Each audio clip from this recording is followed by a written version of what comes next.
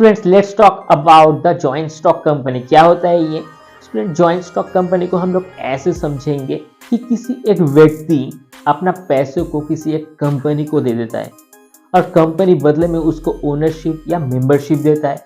अब लिया हुआ जो पैसा है कंपनी उसको छोटे छोटे पोर्शंस में डिवाइड करके इक्विटी शेयर में कन्वर्ट करता है और बदले में उस इक्विटी शेयर्स का मालिक ये कंपनी का जो निवेशित व्यक्ति है वो भी बनता है। मतलब सीधा सीधा बात यह है कि पैसा आप देते हो किसी कंपनी में निवेश के तौर पे और बदले में कंपनी आपको शेयर होल्डर्स का एक जो पोजीशंस वो दे देता है। इसका कुछ फीचर्स भी है, जैसे कि आपका जो कंपनी है, कंपनी का कुछ फीचर्स ऐसा है कि जैसे आपका सेपरेटेड लीगल एंटिटीज होना चाहिए। मतलब किसी एक जो कंपनी है उसको ओनर तो जरूर उसमें होगा, लेकिन ओनर का जो प्राइवेट जो व्यक्तिगत जीवन होगा इसके साथ कंपाइलेशंस नहीं होगा।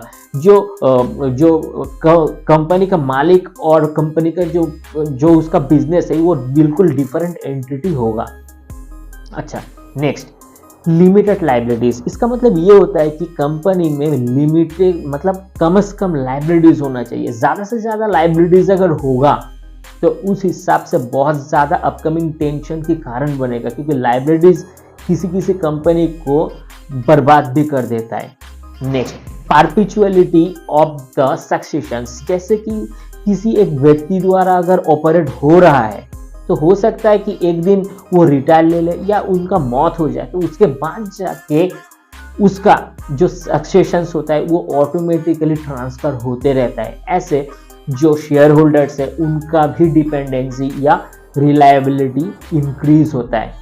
नेक्स्ट, फाइनली जो होता है transferability of the share. Transferability shares का मतलब ये होता है कि उस कंपनी का शेयर का ट्रांसफर इजीली किया जा सकता है, लेकिन दोनों सेक्टर्स के अंदर, एक पब्लिकली और दूसरा प्राइवेटिकली।